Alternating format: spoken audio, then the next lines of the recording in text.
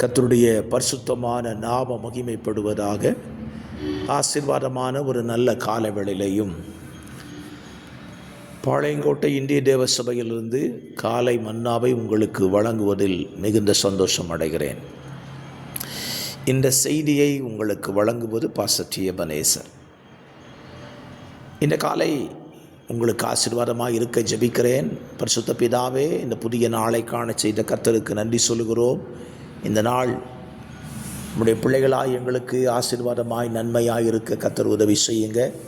இந்த நாளிலே தன்னுடைய நல்ல நாட்களை சந்திக்கிற பிள்ளைகளை மனதார வாழ்த்தி ஆசீர்வதிக்கிறேன். இந்த நாளிலே அவர்கள் உம்மில் வாழ, உமக்காக வாழ கர்த்தர் கிருபை பாராட்டும். இந்த காலை தியானம் உமக்கு நாம மகிமைக்காக தேவ பிள்ளைகளுக்கு பிரயோஜனமாக இருக்க உதவி செய்யும். இயேசுவின் நாமத்தில் பிதாவே, ஆமென்.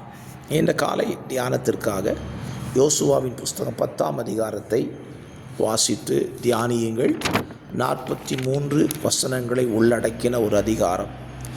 இந்த அதிகாரம் என்றாலே யுத்தத்தின் அதிகாரம் என்று எடுத்துக்கொள்ளலாம். யோசுவா பல ராஜாக்களோடு கூட யுத்தம் பண்ணி ஜெயிக்கிற ஒரு அதிகாரம்.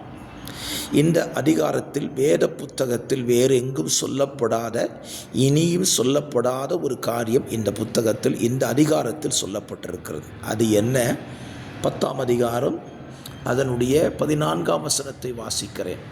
இப்படி கர்த்தர் ஒரு மனிதனுடைய சொல் கேட்ட அந்நாளை ஒத்த நாள் அதற்கு முன்னுமில்லை அதற்கு பின்னுமில்லை, கர்த்தர் இஸ்ரவேலுக்காக யுத்தம் பண்ணினார். கர்த்தர் ஒரு மனிதனின் சொல்லை கேட்டு செயல்பட்ட ஒரு அதிகாரம். வேறு எங்கேயும் இது இப்படி இல்லை.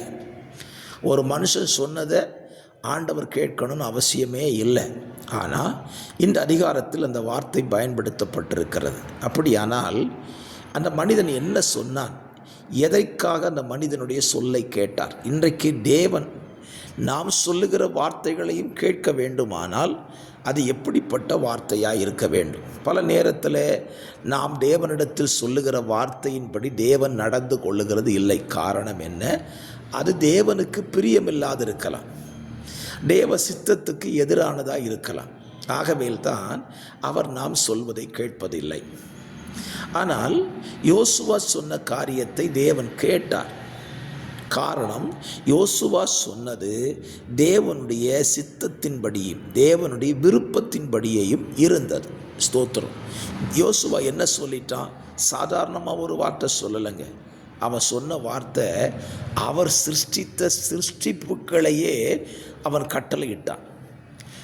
அவன் யுத்தம் பண்ணுகிற நேரத்தில் ஸ்தோத்திரம், பொதுவாகவே அந்த காலங்களிலே, இந்த காலங்களில் அப்படி தான். யுத்தம் என்பது ஒரு குறிப்பிட்ட நேரத்தை கருத்தில் கொண்டு தான் யுத்தம் செய்வார்கள். இன்றைக்கு பாருங்கள், இரவு நேரங்களில் தாக்குதலை நடத்துகிறார்கள், பகலில் சும்மா இருக்கிறாங்க. ஸ்தோத்திரம். அந்த காலத்துலேயும் பகலில் தான் யுத்தம். சாயங்காலம் ஆகிட்டுனா யுத்தத்தை நிறுத்திடணும். இப்போ யோசுவா யுத்தம் பண்ணிகிட்ருக்கிறான். சூரியன் மறையப் போகிறது, சந்திரன் வெளிப்பட போகிறது, யுத்தம் நிறுத்தப்படணும். ஆனால் சத்துரு இன்னும் அழிக்கப்படலை. இந்த காலவெளியில் உங்களுக்கு ஒரு வார்த்தை சொல்லுகிறேன். சத்துரு அழிக்கப்படுகிற வரைக்கும் யுத்தத்தை நிறுத்தாதிருங்கள். அந்த யுத்தத்திற்கு உதவியாக தேவனுடைய சகாயத்தையும் நாடுங்கள். யோசுவா கேட்குற, ஆண்டவரே, நான் யுத்தம் பண்ணி சத்துருவை அழிக்கணும், அதுக்கு உங்கள் உதவி தேவை. என்ன உதவி? சூரியன் மறையக்கூடாது, சந்திரன் வெளிப்படக்கூடாது. இந்த ரெண்டுக்கும் கட்டளை கொடுக்குறான். சூரியனே நீ ஆயலோன் மேலும், சந்திரனே ஸ்தோத்திரம், பைபிளில் சூரியனை நோக்கி கிபியோன் மேலும், சந்திரனை நோக்கி ஆயலோன் பள்ளத்தாக்கின் மேலும் தரித்து நில்லுங்கள் என்று கட்டளையிடுகிறான். தேவனுடைய சிருஷ்டிப்பையே நிறுத்த சொல்கிறான். கர்த்தர் அதை செய்கிறார். ஏன் செய்தார்? அவருடைய திட்டத்தில் சத்துரு அழிக்கப்பட வேண்டும் என்கிற திட்டம் இருந்தது. ஆகவே இந்த காலவெளியில் உங்களுக்கு சொல்லிக்கொள்கிறேன், நீங்கள் தேவ திட்டத்தின்படி தேவனிடத்தில் ஒன்றை கேட்டால் நிச்சயமாய் தேவன் அதை உங்களுக்கு செய்வார். அப்படி செய்வதற்கு நீங்கள் தேவ திட்டத்தை முதல்ல அதை அறிந்து கொள்ள வேண்டும். யோசுவா அதை அறிந்து கொண்டான், திட்டத்தின்படி கேட்டான், கர்த்தர் அதை செய்து முடித்தார். இந்த காலவெளியிலேயும் நீங்கள் கேட்பதெல்லாம் தேவ திட்டத்துக்கு உட்பட்டு கேளுங்கள். தேவன் உங்களுக்காக, எனக்காக நிச்சயமாய் செயல்படுவார். ஜெபிக்கலாம். பரிசுத்த பிதாவே, இந்த வார்த்தையின்படி உங்கள் திட்டத்தின்படி நாங்கள் கேட்க, நீங்களும் அதை செய்ய எங்களுக்கு கிருபை தாரும். இயேசுவின் நாமத்தில் பிதாவே, ஆமென். God bless you.